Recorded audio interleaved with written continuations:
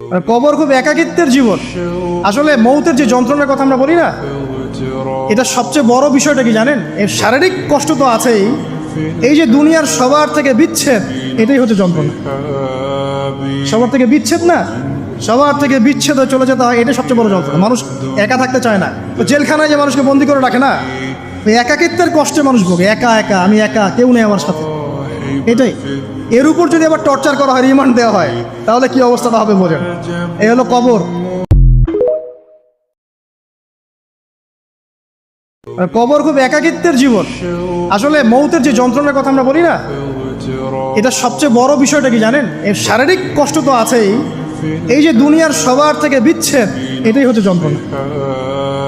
সবার থেকে বিচ্ছেদ না, সবার থেকে বিচ্ছেদ হয়ে চলে যেতে হয়, এটাই সবচেয়ে বড় যন্ত্রণা। মানুষ একা থাকতে চায় না। তো জেলখানায় যে মানুষকে বন্দি করে রাখে না, ওই একাকিত্বের কষ্টে মানুষ ভোগে। একা একা, আমি একা, কেউ নেই আমার সাথে, এটাই।